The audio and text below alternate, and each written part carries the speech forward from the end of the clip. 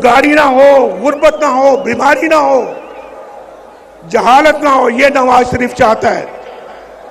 ये नवाज शरीफ चाहता है। और मेरी दुआ है अल्लाह ताला मेरे दिल के अंदर कभी भी कोई इंतकाम का जज्बा ना लेके आना। मैं इस कौम की खिदमत करना चाहता हूं। मैंने पहले भी की है। अल्लाह पाकिस्तान मुस्लिम लीग को और भी ताकत और तौफीक दे, ये खिदमत का सफर जारी रख सके। मैं जो शेर है वो मेरा सुन ले भाई। गालिब हमें ना छेड़ के फिर जोश अश्क से, गौर से सुनो और समझो। गालिब हमें ना छेड़ के फिर जोश अश्क से, बैठे हैं हम तहैया तूफान किए हुए। हमें ना छेड़ो, जख्मों को ना छेड़ो हमारे, वरना हमारे इतने आंसू निकलेंगे कि तूफान आ जाएगा।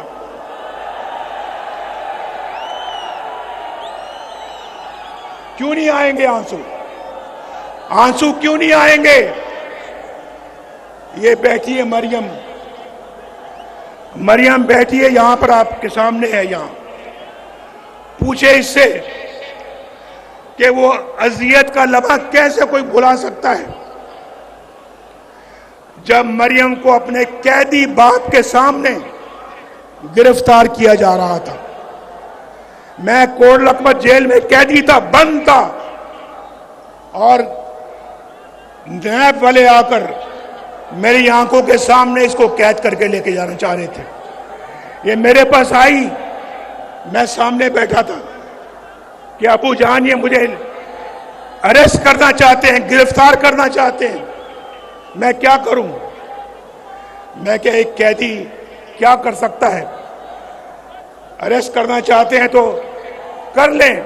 इसकी छोटी बेटी थी, छोटी बेटी अपनी मां की गिरफ्तारी का मंजर अपने आंसू भरी आंखों से देख रही थी, मेरे सामने बैठी हुई थी। मैं इस मिट्टी का रहने वाला हूं। मैं सन ऑफ द सॉइल हूं, ये भी डॉटर ऑफ द सॉइल है। इतना जुल्म शहबाज शरीफ को भी जेल में बंद कर दिया, बेटों को भी जेल में बंद कर दिया।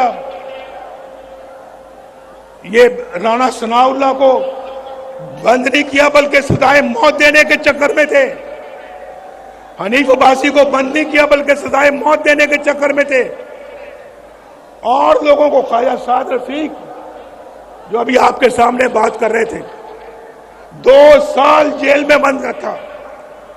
और फिर मुझे, आप देखें ना, मुझे छोड़े 1990 से लेकर आज तक कितने साल हो गए?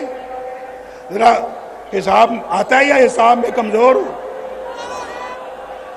कितने साल हो गए? 23 साल। 23 साल में 15 साल मैं या तो मुल्क से बाहर या जेल में या मुकदमे भुगतता रहा।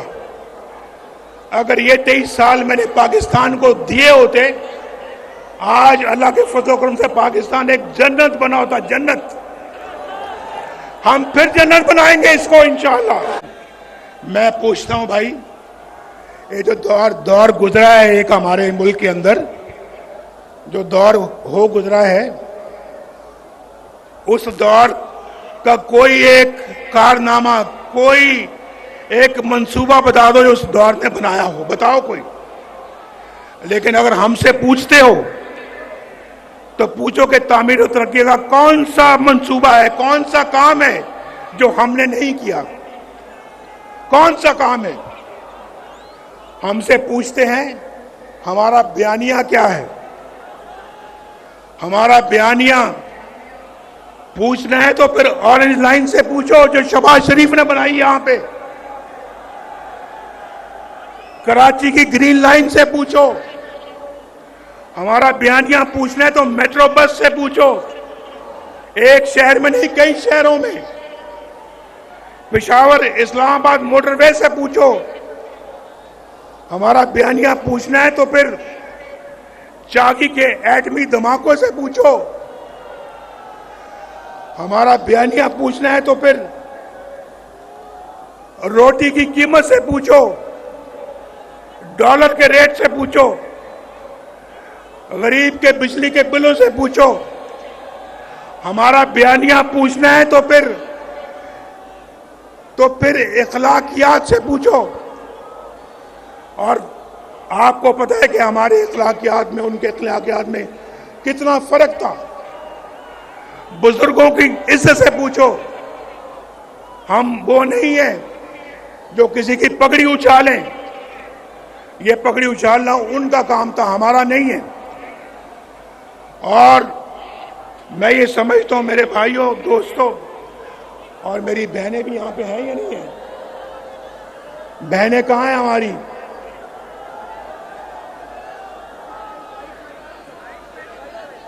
देखें हमारी बहनें कितने आराम से जलसा सुन रही हैं, कितने आराम से जलसा सुन रही हैं। कोई ढोल की थाप पे नाच गाना यहां नहीं हो रहा।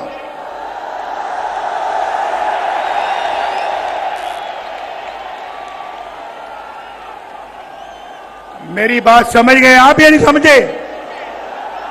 अगर समझे तो फिर जोरदार तरीके से जरा आवाज दो। ये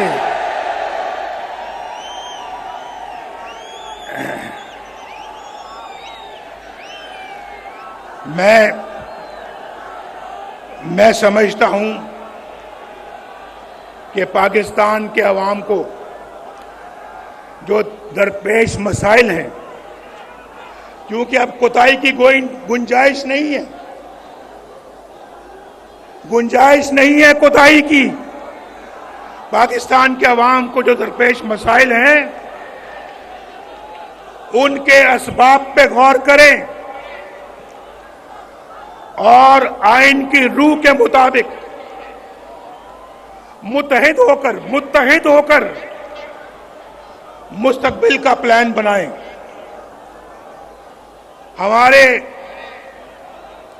आइन पर अमल दरामद करने वाले रियासती इदारे, जमातें और रियासत के सतूनों को मिलकर काम करना होगा।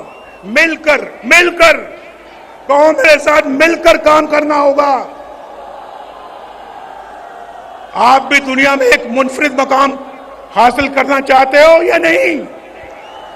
हाथ खड़ा करके बताओ। दुनिया में मकाम हासिल करना चाहते हो?